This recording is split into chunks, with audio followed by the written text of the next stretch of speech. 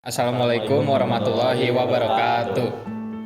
Kami dari kelompok 4 mata kuliah Pendidikan Kewarganegaraan dengan anggota saya sendiri Ahmad Taufik Hidayat dengan NIM 2202074. Lalu saya Ridha Alim Nopaldi dengan NIM 2204896. Saya Devri Jalil Adiantisat, NIM 2206131. Saya Siva Zara dengan NIM 2207308. Saya Muhammad Nurban Ohad dengan NIM 220. Dan pada kesempatan kali ini kami akan melakukan penelitian mengenai pandangan masyarakat terhadap Undang-Undang Perlindungan Data Pribadi.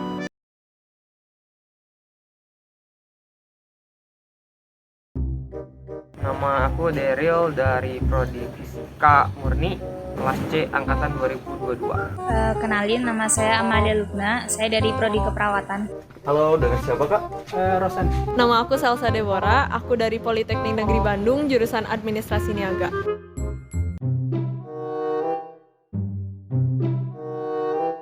Sudah. Tahu dikit-dikit. Belum sih.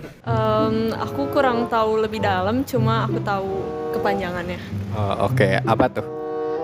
Perlindungan data pribadi. Oke, benar. Yeay. Oke.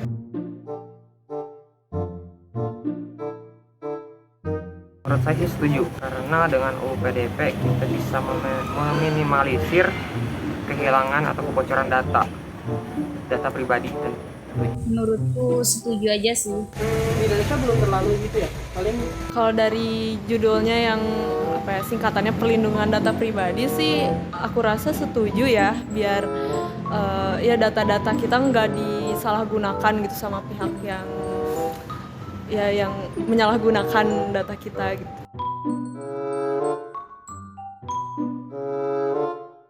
Menurut saya efektif, ya cukup efektif sih. Efektif karena ada undang-undang yang bisa mengeksekusi orang-orang yang bisa ada kebocoran lah gitu. Jadi misalkan ada suatu lembaga yang bocor datanya, kita bisa lawan dengan UU ini gitu. Oh, semacam memberi hukuman ya? Ya, Oh, begitu. Kalau sejauh ini aku lihat ini udah masuk ke langkah efektif. kayaknya iya sih lumayan. Harusnya memang harus dijaga kan datanya. Oke, harus dijaga ya kak? Gimana ya, aku kurang tahu sih ya sama sistemnya kayak gimana. Cuma dengar-dengar tuh kalau misalnya undang-undang PDP ini tuh cuma kayak buat mencegah doang gitu, terus kayak kurang dilakuin dikasih tindakan gitu sama yang menyalahgunakan datanya gitu. Jadi menurut aku kurang efektif sih.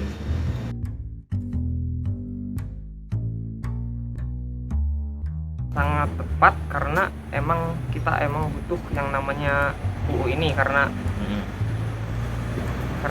di zaman ini kan data itu yang paling penting ya, jadi kita butuh sesuatu yang memproteksinya gitu. Tepat banget. Tepat karena emang yang aku dengar ya, kayak undang-undang PDP tuh buat mencegah gitu. Jadi ya kurasa tepat gitu.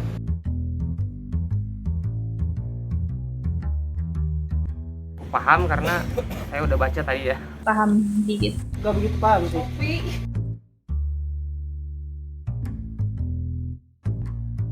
Untuk saya sih, untuk dibilang sudah cukup untuk melindungi data pribadi, sangat belum cukup karena dengan UU saja nggak mungkin bisa terlindungi gitu. Kita perlu orang-orang yang bisa menegakkannya seperti lembaga di kementerian namanya Kemenkominfo gitu kan. Oh, iya. Ya, butuh mereka juga, orang-orangnya juga, selain UU butuh orang-orangnya juga gitu. Sudah cukup, cuma nggak menutup kemungkinan kayak masih ada kebocoran data. Kalau dari lihat di penerapannya kayaknya belum begitu bagus ya, karena masih banyak kebocoran data. Oke, Mungkin memang harus diperbaiki lagi. Oke. Karena dengar-dengar cuma buat pencegahan doang, tapi aksinya kurang ya, dilaksanain dari undang-undangnya tuh kurang. Jadi menurut aku kurang sih.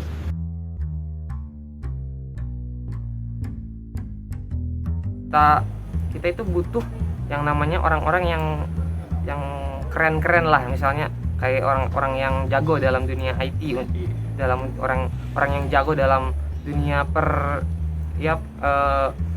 data security lah segala macam di Kemenkominfo itu. Ya gitu. Menurut aku ya, pemerintah itu harusnya makin memperketat sistem keamanan sosial medianya. Soalnya kalau sekarang kan teknologi makin canggih ya, kebocoran data juga sekarang semakin meningkat banget. Jadi pemerintah harus giat buat meningkatkan keamanannya. Paling melakukan pengawasan yang lebih ketat ya, biar yang kayak apa ya, penjahat cyber itu nggak bisa membawa data secara ilegal dan menyalahgunakannya gitu. Jadi harus pengawasan yang lebih ketat lagi lah. Pengawasannya harus diperketat lagi ya. Menurut aku mungkin kayak dibuat suatu sistem atau apa ya, jadi kayak biar data-data kita tuh emang beneran apa ya, ada kepastian gitu loh kalau misalnya data-data kita tuh aman gitu. Jadi kayak nggak cuma dibuat undang-undang tapi dibuat suatu tindakan atau sistem gitu yang ya ngamanin data kita.